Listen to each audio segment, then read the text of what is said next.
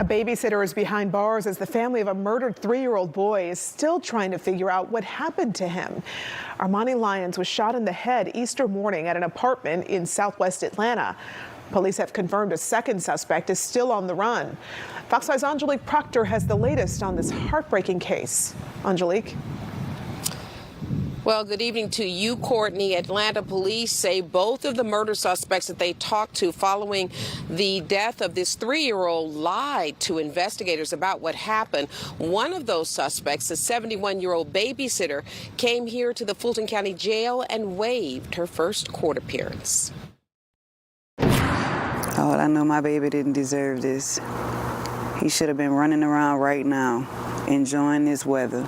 Trinetta Julian is still trying to make sense of the violent shooting death of 3-year-old Armani Lyons, a child she loved and she says knew her as grandma. Mrs. Julian says she is now learning things about babysitter Barbara Edwards that she calls disturbing.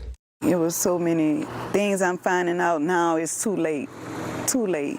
It's just certain stuff I'm hearing now that would have kept me to adjust some things just to try to keep him from over there. Still a fluid investigation. Atlanta police have not said exactly how little Armani was shot in the head. They have charged both babysitter Edwards and her son, Tremaine Hardiman, with a felony gun charge for having a weapon and being convicted felons. They are also charged with felony murder and cruelty to children. We also learned Tuesday a third person, an unidentified man, was in the 2-bedroom apartment when the deadly shooting took place. Edwards waived her scheduled first appearance Tuesday morning. Does your office represent Miss Edwards? We do. And did someone from your office speak to her today and advise her of her charges? We did. Did you further advise her of her right to be present for a first appearance hearing? Yes. And did she subsequently waive that right to be present? Yes.